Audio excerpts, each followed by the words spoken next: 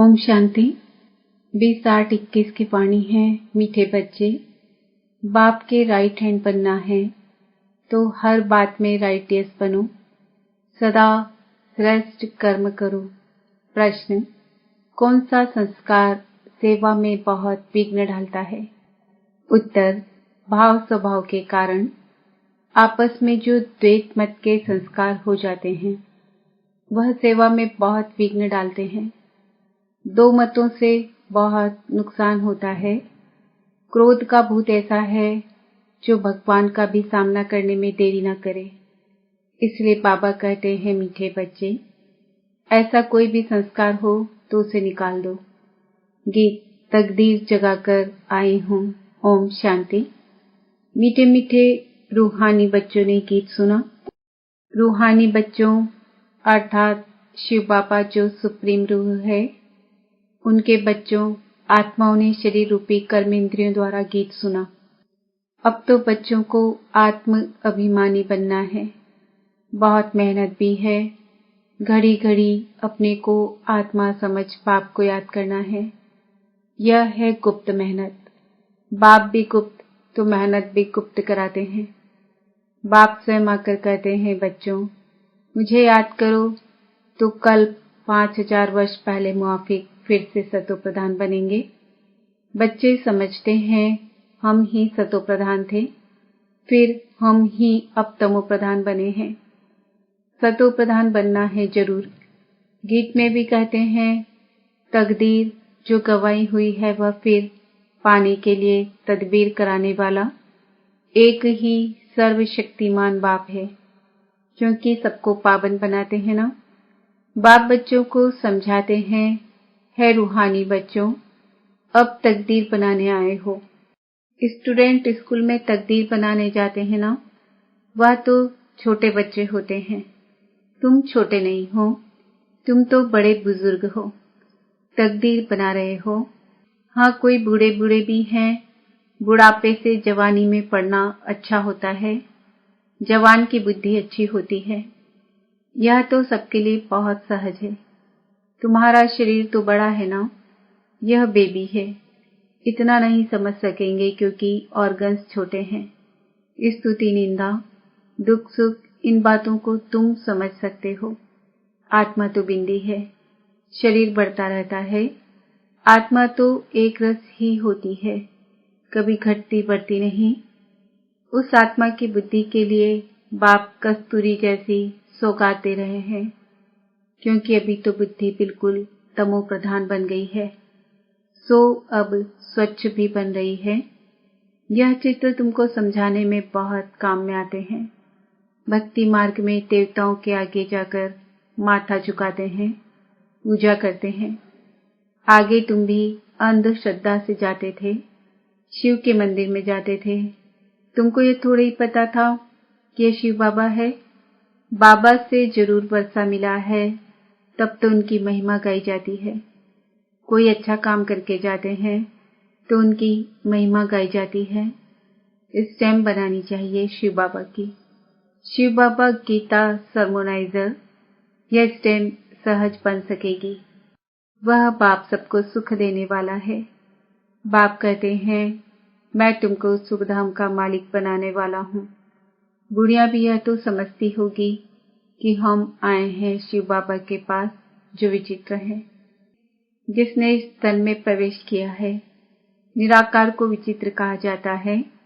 बुद्धि में रहता है हम शिव बाबा के पास जाते हैं, जिसने यह टेम्परेरी चित्र धारण किया है। पतितों को पावन बनाए मुक्ति जीवन मुक्ति देते हैं, अथवा शांति धाम सुखधाम का रहवासी बनाते हैं। मनुष्य शांति के लिए ही कोशिश करते हैं। भगवान मिले तो शांति मिले, सुख के लिए पुरुषार्थ नहीं करते हैं। बस बाप के पास घर जाएं, भगवान मिले। इस समय सब मुक्ति की चाहना रखने वाले हैं। जीवन मुक्ति लेने वाले सिर्फ तुम ब्राह्मण ही हो, बाकी सब मुक्ति की चाहना रखने वाले हैं। जीवन मुक्ति का रास्ता बताने वाला कोई है ही नहीं।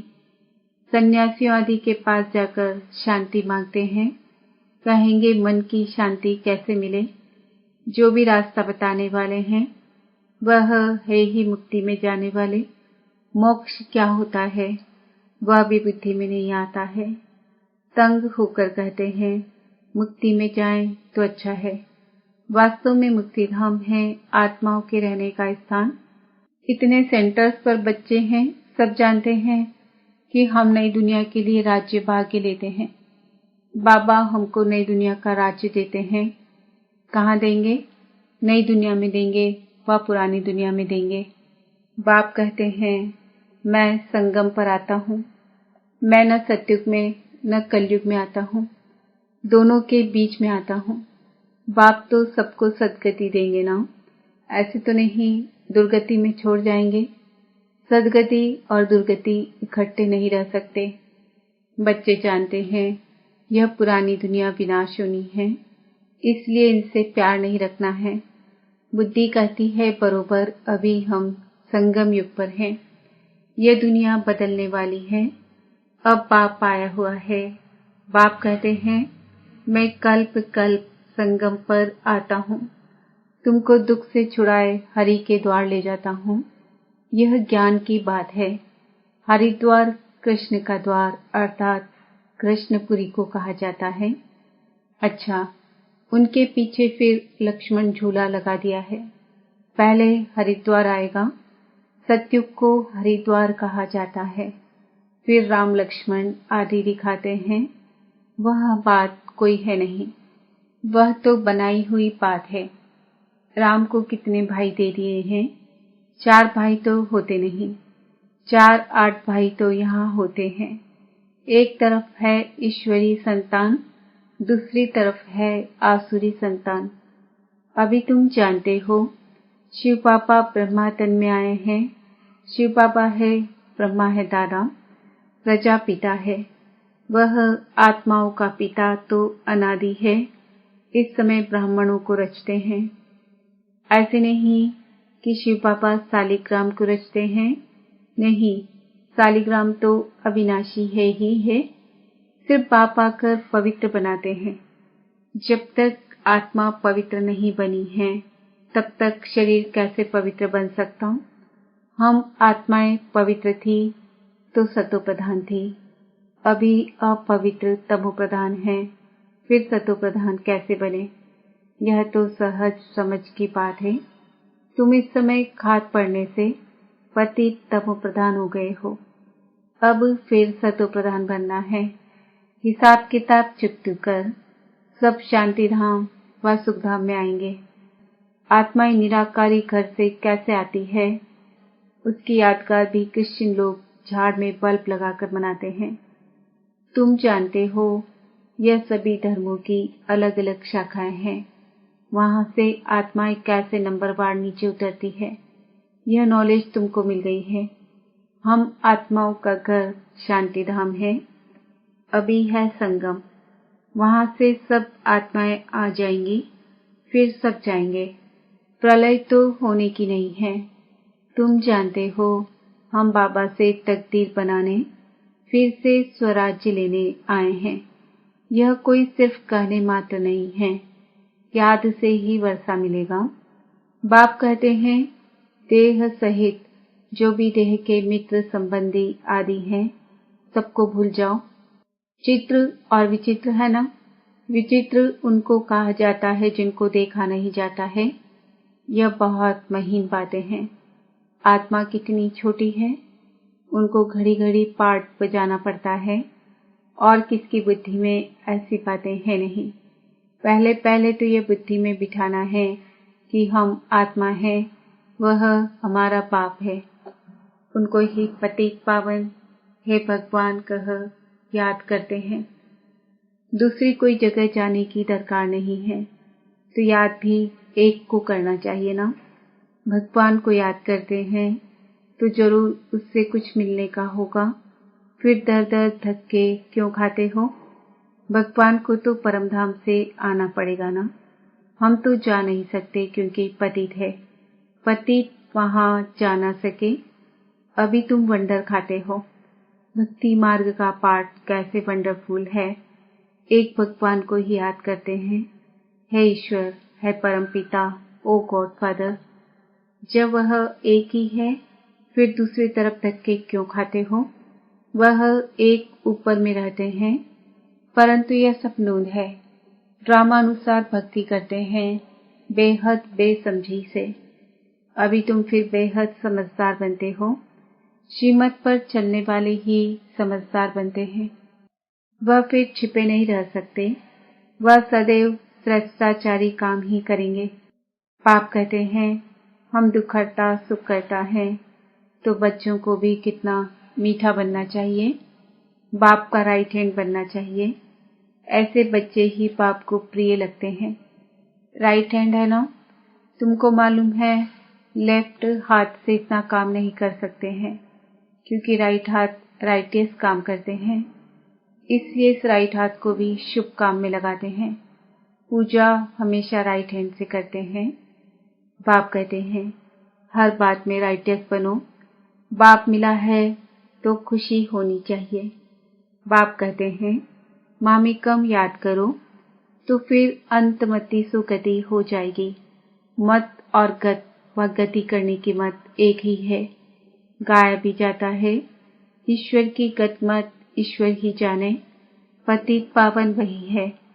वह जानते हैं मैं मनुष्यों को पावन बनाए दुर्गति से सद्गति में कैसे ले जाऊंगा। भक्ति मार्ग में कितनी मेहनत करते हैं, परंतु सद्गति होती नहीं, फल कुछ भी मिलता नहीं। सद्गति देने वाला तो एक ही बाप है। भक्ति में जो जिस भावना से पूजा करते हैं, उनको वह फल देने वाला मैं ही हूँ। वह भी ड्रामा में नूर है, उनको आपे ही मिल जाता है अपने पुरुषार्थ से। अब पवित्र भी अपने पुरुषार्थ से बच्चों को बनना है। बाप कहते हैं, मीठे मीठे बाप को याद करो। वही सर्वशक्तिमान ऑलमाइटी अथॉरिटी कितना अच्छा बनाते हैं। तुम सब कुछ जान चुके हो, फिर बाप से वर्षा ले रहे हो। रचिता और रचना की नॉलेज तुम्हारी बुद्धि में है। तुम जानते हो यह नॉलेज हमारे में नहीं थी। यज्ञ तप आदि करना, शास्त्र आदि सुनना, यह है शास्त्रों की नॉलेज। उनको भक्ति कहा जाता। उसमें एम ऑब्जेक्ट कुछ है नहीं। पढ़ाई में एम ऑब्जेक्ट रहती है। कोई न कोई प्रकार की नॉलेज होती है। हमको पतित से पावन बनने की नॉलेज पतित पावन बाप ने दी है। सृष्टि के आदि मध्य अंत की नॉलेज बाप ने दी है। यह सृष्टि चक्र कैसे फिरता है, इसमें सभी एक्टर्स पार्टधारी है। यह अनादि नाटक बना हुआ है। यह बेहद की नॉलेज तो जरूर होनी चाहिए। तुम बच्चे जानते हो, अभी हम घोर अंधियारे से निकल घोर सूजरे में जा रहे हैं। तुम अभी देवता बन रहे हो। यह भी समझाना है कि आदि सनातन तो देवी देवता धर्म है, जिसे हिंदू धर्म कह दिया है। धीरे धीरे यह बात भी समझ जाएंगे। बच्चों को खड़ा होना चाहिए। इसमें तो ढेर बच्चे चाहिए। दिल्ली में कॉन्फ्रेंस करनी पड़े। परिस्तान भी दिल्ली को कहा जाता है। यही जमुना का कंठा था। दिल्ली कैपिटल है, बहुतों के हाथ आई है। देवताओं की कैपिटल भी यह थी। दिल्ली में बहुत बड़ी कॉन्फ्रेंस होनी चाहिए, परंतु माया ऐसी है जो करने नहीं देती, विघ्न बहुत डालती है। आजकल भाव स्वभाव भी बहुत हो गए हैं ना। बच्चों को आपस में मिलकर सर्विस में लगना है। वे लोग भी आपस में नहीं मिलते हैं तो राजाई ही उड़ जाती है। दो पार्टी हो जाती है तो प्रेसिडेंट को भी उड़ा देते हैं। द्वैत मत बड़ा नुकसान करती है। फिर भगवान का भी सामना करने में देरी नहीं करते हैं, नुकसान भी बहुत पाते हैं। क्रोध का भूत आ जाता है तो फिर बात मत पूछो। इसलिए बाबा कहते हैं, गुड़ जाने गुड़ की कोतरी जाने। बाप बच्चों को सृष्टि के आदि मध्य अंत का नॉलेज सुना रहे हैं। अब कोई धारणा करे वा ना करे, वह है पुरुषार्थ पर मदार। ऐसे नहीं कोई पर पापा आशीर्वाद व कृपा करेंगे। इसमें कृपा आदि मांगने की बात नहीं। प्रेरणा से अगर योग और ज्ञान सिखलाना होता, फिर तो बाप कहते हैं मैं इस गंदी दुनिया में आता क्यों? प्रेरणा, आशीर्वाद, यह सब भक्ति मार्ग के अक्षर हैं। इसमें पुरुषार्थ करना होता है, प्रेरणा की बात नहीं। तुमको 3 इंजन मिली है इकट्ठी। वहां तो बाप अलग, टीचर अलग मिलता है, गुरु पिछाड़ी में मिलता है। यहाँ तो ये तीनों ही इकट्ठे हैं। बाप कहते हैं, मैं तुमको पूज्य बनाता हूँ, तुम फिर पुजारी बन जाएंगे। बड़ा युक्ति से समझाना है, ऐसा न हो कोई बेहोश हो जाए। पहले पहले मुख्य है तो बाप की बात। भगवान बाप है, उनका जन्म शिव जयंती भी यहाँ मनाते हैं। जरूर स्वर्ग का मालिक बनाते होंगे। भारत में ही स्वर्ग था। अभी नर्क के विनाश के लिए महाभारत लड़ाई खड़ी है। जरूर बाप नई दुनिया की स्थापना कराने वाला भी है। बाप की श्रीमत पर ही हम कहते हैं कि भारत को हम पावन बनाकर ही छोड़ेंगे। अच्छा, मीठे मीठे सिक्किल दे बच्चों प्रति माता पिता बाप दादा का याद प्यार और गुड मॉर्निंग। रूहानी बाप की रूहानी बच्चों को नमस्ते। हम रूहानी बच्चों की रूहानी बाप दादा को याद प्यार गुड मॉर्निंग, नमस्ते, ओम शांति।